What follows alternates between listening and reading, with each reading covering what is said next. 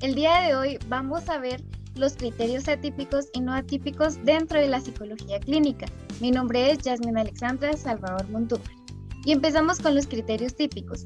Los criterios típicos se le considera a todos aquellos factores o aquellas características o funcionalidades de los seres humanos que están dentro del rango de funcionalidad y dentro del rango de la edad de cada persona. Es decir, estos criterios van a funcionar de acuerdo a la edad que cada persona vaya teniendo, o va a funcionar de acuerdo al área de desarrollo en donde estén, al área de funcionalidad donde cada uno de ellos también se encuentre.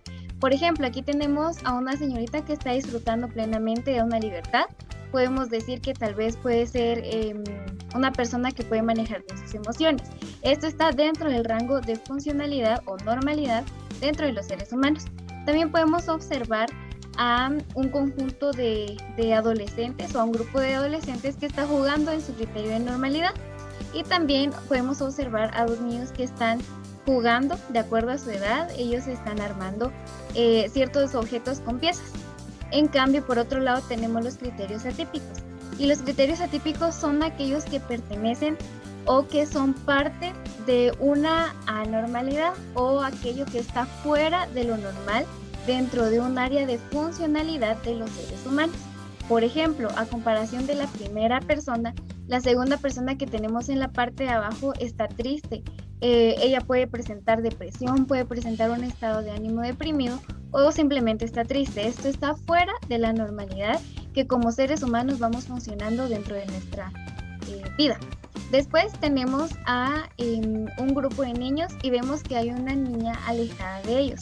Esto se considera un criterio atípico ya que está fuera de la socialización normal de su edad con otros niños. Y después tenemos a otra nena que está con un cuaderno. Podemos especular que esta nena podría tener algún trastorno de aprendizaje o no está haciendo las actividades, depende de lo que ella cuenta. Entonces son dos criterios diferentes.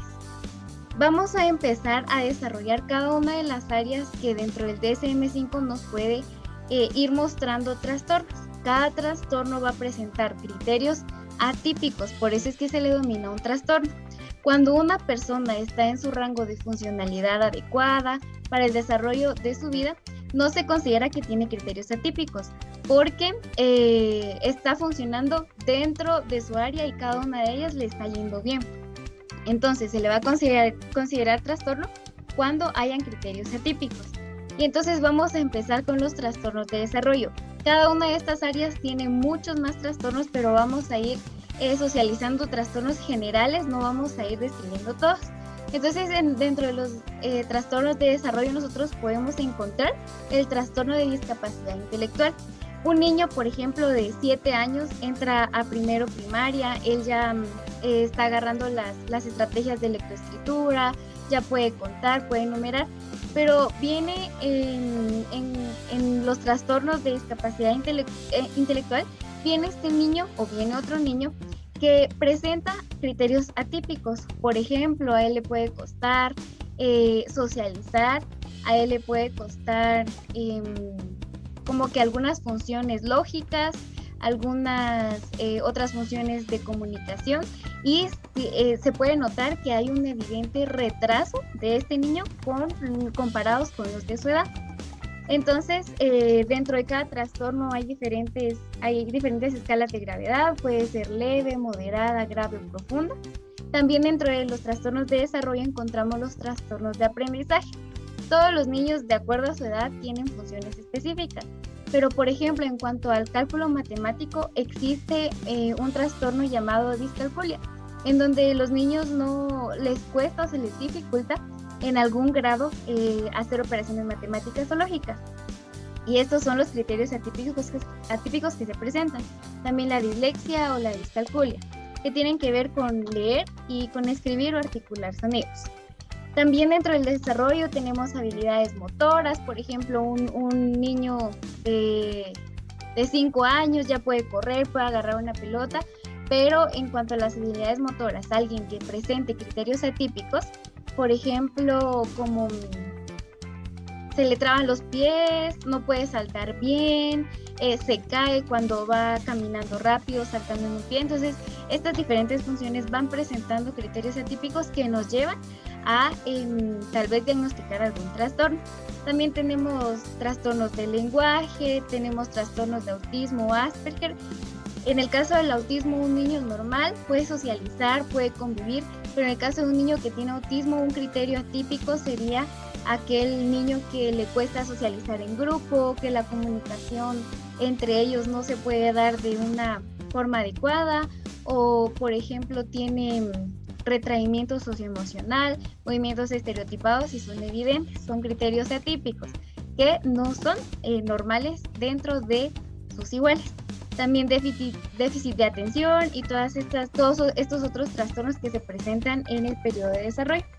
También tenemos los trastornos que tienen que ver con el estado de ánimo, como por ejemplo la depresión. Una persona puede demostrar criterios típicos o normales dentro de sus áreas de funcionalidad, que sale a socializar, que cuenta con un estado de ánimo estable, pero un rasgo atípico de una persona que podría presentar depresión es que deja de socializar, deja de hacer cosas que le gustaban en su pasado. Y también tenemos trastorno de bipolaridad, tenemos trastorno del síndrome premenstrual, quiere decir, un criterio típico de las mujeres es en que, por ejemplo, pueden haber dolores comunes, pueden haber estados de ánimos bajos por todo el proceso de las hormonas, pero cuando ya se considera un trastorno de síndrome premenstrual, presenta criterios atípicos como dolor muy fuerte, estados de ánimos cambiantes y se va presentando a lo largo de 6 meses constantemente. También nosotros tenemos los trastornos que tienen que ver con la alimentación. Un criterio típico de las personas que cuentan con un grado de funcionalidad estable o normal, consumen alimentos, pasa su proceso digestivo y están bien. Pero alguien que presenta rasgos atípicos, por ejemplo, que come mucho y después va a vomitar, ya puede presentar bulimia. Alguien que está obsesionado con su peso, con su forma de verse, y el trastorno que él o ella cuentan con la alimentación puede ser anorexia. ¿Por qué? Porque dejan de consumir alimentos. También tenemos los trastornos que tienen que ver con el sueño. Entonces aquí ya aparecen los criterios típicos en donde una persona en su grado de funcionalidad normal puede dormir de 7 a 8 horas, él no puede sufrir de insomnio, sino que su funcionalidad dentro del sueño está bien, está estable. Pero aquí aparecen los criterios atípicos, en donde ya se consideran como señales o criterios o características diagnósticas que se presentan dentro de la persona. Por ejemplo, alguien puede sufrir de apnea, alguien puede sufrir de insomnio, que una característica o un criterio atípico es cuando no pueden dormir, cuando pasan horas sin poder dormir, o la hipersomnia, que a lo largo del día se pasan con mucho sueño, que no pueden manejar, por ejemplo, por el exceso de sueño. También tenemos dentro de nuestros trastornos las sexuales o trastornos sexuales o las parafilias, en donde los grados de funcionalidad normales o un criterio típico es en donde las relaciones entre parejas o sexogenitales se dan de una manera funcional, pero cuando aparecen criterios atípicos como por ejemplo disfunciones eréctiles, dolor orgásmicos o eyaculaciones prematuras, ya son signos de algún tipo de trastorno. Tenemos también los trastornos que tienen que ver con la personalidad. Aquí los criterios típicos de una persona que se puede desenvolver dentro de la sociedad son personas estables, son personas que pueden socializar, que no le temen a la sociedad, que pueden involucrarse con ellos. Pero cuando aparecen rasgos o criterios atípicos en la persona, quiere decir que probablemente sufre un trastorno, por ejemplo el trastorno esquizoide, en donde estas personas tratan de evitar a la sociedad, tratan de evitar tener una relación con terceros o evitan estas como que reuniones o socializaciones. También están las personas antisociales, que ellos infringen leyes sin importarle las consecuencias. También las personas narcisistas, que tienen un sentido desviado de admiración hacia ellos mismos. Y así tenemos muchos grupos, tenemos 3 grupos de tipos de personalidad, que cada uno tiene sus criterios atípicos o sus características diagnósticas para poder dar un diagnóstico. También tenemos los cognitivos, que por ejemplo aquí en estos podemos encontrar la demencia. Una persona en su funcionalidad normal dentro del desarrollo cognitivo puede recordar, todas las funciones cognitivas o todas las funciones intelectuales están en su grado de normalidad y no afectan las áreas en las que la persona se va a desenvolver. Pero en eso aparecen criterios atípicos que pueden demostrar que la persona podría estar dentro de un trastorno. Por ejemplo, la demencia, el razonamiento, el tipo de pensamiento, las funciones intelectuales, todo esto se va retrayendo o es un deterioro de la memoria. Entonces son aquellos criterios atípicos que se presentan y que a nosotros nos hacen ver que no están dentro de los criterios típicos de una persona que va funcionando con normalidad dentro de su vida o a lo largo de su vida. Tenemos también las sustancias adictivas, que alguien, por ejemplo, alguien que tome pastillas para dormir en su grado de funcionalidad normal, un criterio típico es que se toma la pastilla hace su efecto y ahí se acabó. Pero alguien que puede crear una adicción a estos medicamentos ya no puede vivir sin estar consumiendo esos medicamentos. También como sustancia adictiva pueden aparecer las toxicomanías que se relacionan con el alcohol, con la droga y todo eso. Por ejemplo, si una persona para socializar en su criterio típico, ellos socializan solo para convivir, pero alguien que ya vaya a presentar un trastorno, un criterio atípico es que ya no puede dejar de hacerlo, que ya va a depender de la sustancia. Entonces, son dos tipos de criterios diferentes.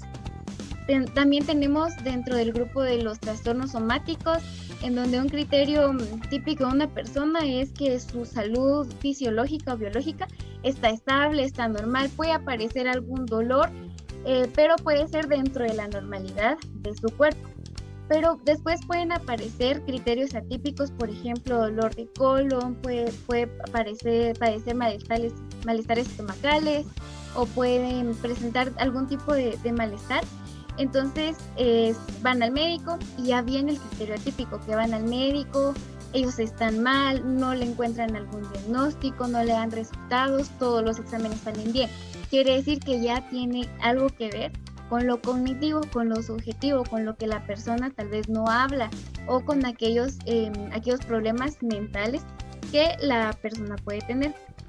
Y por último están los conductuales, que son aquellos en donde las personas manifiestan sus conductas, y también vamos a tener criterios típicos y atípicos. Una persona normal, podemos decirle así, convive, actúa de acuerdo a su estímulo, las conductas que tiene no se salen del rango de normalidad, pero los criterios atípicos ya aparecen cuando podría haber un trastorno o algo en esta persona, como por ejemplo la agresión, la agresividad, los arranques de ira. También dentro de los conductuales pueden ser el trastorno obsesivo compulsivo. Una persona que con criterios típicos, es decir, normales o dentro de su grado de normalidad y funcionalidad, puede ser aquellas personas que les gusta la limpieza, pero en su grado normal. Pero una persona con trastorno obsesivo compulsivo y sus grados atípicos o sus criterios atípicos son aquellos que, por ejemplo, ya les crece un tipo de neurosis porque todo esté limpio, tratan de evitar chapas o manijas que estén sucias, llevan con ellos pañitos, llevan con ellos cualquier cosa para limpiar. También se pueden, por ejemplo, pueden ser muy ordenados, pero no en el grado de normalidad de una persona, sino que ellos son muy perfeccionistas y en ellos aparecen las ideas obsesivas y los actos compulsivos, que depende de su idea obsesiva, va a reaccionar con su conducta compulsiva. Y entonces es así como dentro de cada una de las áreas tenemos diferentes criterios típicos y atípicos, y así es como vamos a ir tratando de diagnosticar. Y siempre es importante recordar que un diagnóstico siempre debe ser dado por un profesional especialista. Un maestro puede ver algunos rasgos atípicos, puede ver cositas que, por ejemplo, sus estudiantes pueden presentar, pero, por ejemplo, no va a poder diagnosticar como tal si su estudiante está pasando por algún trastorno del aprendizaje, un trastorno del desarrollo o un trastorno de discapacidad intelectual.